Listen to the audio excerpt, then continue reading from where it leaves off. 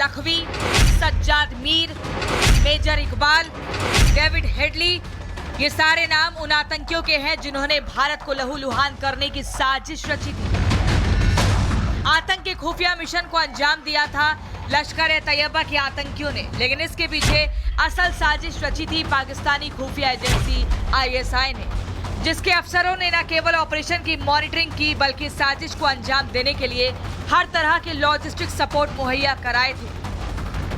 अपने आतंकी पिट्ठू तहव्वुर राणा के भारत के कब्जे में आने के बाद ISI की नींद उड़ी हुई है, क्योंकि तहव्वुर के मुंह खोलते हुए आतंकी साजिश में शामिल दूसरे गुनहगारों की करतूतों से पर्दा उठना शुरू हो जाएगा। इन्वेस्टिगेशन होनी चाहिए तहव्वुर राणा से, ताकि उसके पीछे छुपे दूसरे एक्टर्स जो हैं उनको भी आइडेंटिफाई किया जाए, जिसने फैसिलिटेट किया तहव्वुर राणा को इन मेकिंग श्योर कि मुंबई अटैक टाइप का इवेंट मेगा इवेंट हो सके। मतलब I think this is a big victory for Indian, जहां जो विक्टिम्स हैं उनको जस्टिस मिल सकेगा।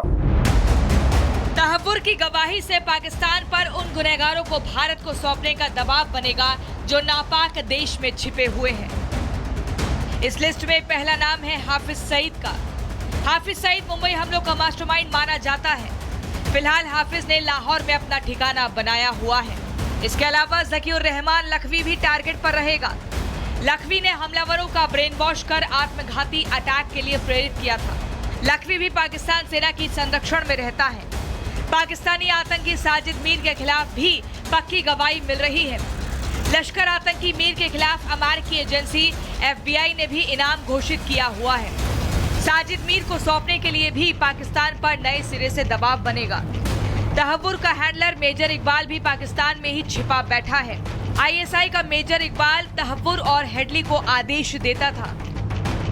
पाकिस्तान के अंदर से भी ये मांग उठने लगी है कि इस तरह के आतंकियों को भारत को सौंप देना चाहिए।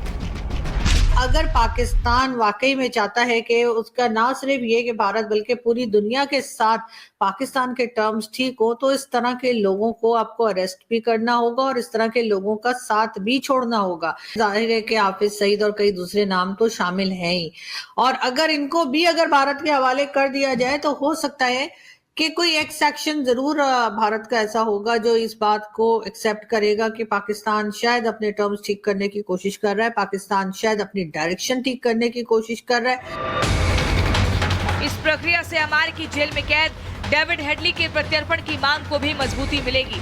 वहीं अब पाकिस्तान ने अभी से इस पूरे मामले में अपना पल्ला झाड़ना शुरू कर दिया है। पाकिस्तान ने कहा है कि तहव्वुर राणा कनाडा का नागरिक है, इसलिए राणा का कोई पाकिस्तानी कनेक्शन नहीं है। लेकिन भारतीय जांच एजेंसियों के पास तमाम सबूत हैं जिससे पाकिस्तान के साथ राणा का रिश्ता साबित होता है। जो फॉरेन मिनिस्टर ने कहा है कि वो हमारा नेशनल नहीं है, कहाँ की पैदाइश है, कहाँ का खून है, कहाँ का फौजी अफसर है, क्या ये सारी बात पाकिस्तान डिनाई कर पाएगा? इरशाद को नाम ही नहीं पता, PMLA का वो स्पोक्समैन है और उसका ही मिनिस्टर कहता है कि नहीं वो तो कैनेडियन सिटीजन है। दैट मीन्स आपको पता है, आप खुद एक्सपोज हो रहे हैं। कसाब के बाद तहव्वुर राणा दूसरा ऐसा गुनहगार है जो भारतीय कानून के अनुसार सजा पाएगा। आतंकी हमले के पीड़ितों को उम्मीद है कि तहव्वुर के प्रत्यर्पण के बाद मुंबई हमलों के दूसरे गुनहगारों का भी नंबर जल्द लगेगा। Bureau report, Republic Bharat. Colonel Shailendra भी हमारे साथ जुड़े हुए हैं। इसी के साथ में पूर्व राजनयिक JK त्रिपाठी सर भी हमारे साथ में मौजूद हैं, उनका भी रुख करेंगे। शैलेंद्र सर, जिस तरीके से ये पूरी एक फहरिस्त है, हम लगातार दिखा रहे हैं कि ये वो आतंकी हैं, ये वो साजिशकर्ता हैं जो मुंबई हमले में शामिल थे। एक बड़ी शुरुआत यहाँ जाहिर तौर पर हुई है, तहव्वुर राणा पहुंच चुका है और फहरिस्त लंबी है, नंबर सबका आएगा, अब ये साफ तौर पर दिखाई दे रहा है। लेकिन अब जो प्रक्रिया आगे बढ़ेगी, क्योंकि बहुत सारी बातें सामने आ रही हैं, एयरपोर्ट पर गिरफ्तारी होगी, NIA हेडक्वार्टर जाएगा, तिहाड़ जेल ले जाया जाएगा, ये सूत्र बता रहे हैं सब कुछ, क्या संभावना आपके हिसाब से हो सकती है? 3 घंटे 4 घंटे का डिले वर्सेस 17 साल का एक एफर्ट जो इंडिया ने डाला है इसको वापस लाने के लिए, दोनों चीज़ों को आप कंपेयर कर लीजिए।